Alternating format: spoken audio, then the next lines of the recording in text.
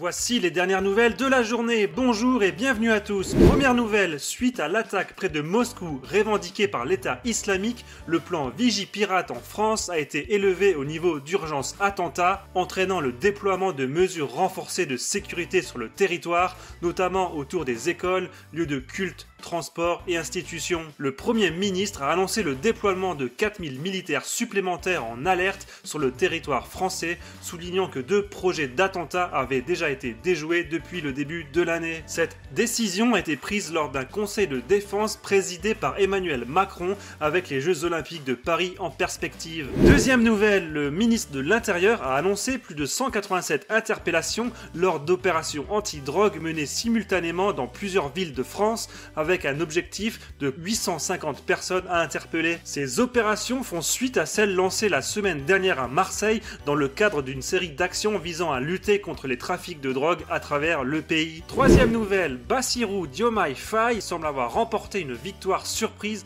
dès le premier tour de l'élection présidentielle au Sénégal, salué même par le candidat du pouvoir Amadou Ba, dans un climat de célébration et d'anticipation quant à un changement politique potentiel. Cette victoire, portée par un soutien massif et une mobilisation sans précédent, pourrait marquer une nouvelle ère politique dans le pays. Et enfin, dernière nouvelle, le Conseil de sécurité de l'ONU a adopté une résolution exigeant un cessez-le-feu immédiat à Gaza après plus de 5 mois de guerre, avec 14 voix pour et une abstention des États-Unis. Cette résolution vise à obtenir un arrêt des hostilités pendant le Ramadan et la libération de tous les otages, avec la France appelant à un cessez-le-feu permanent après cette période.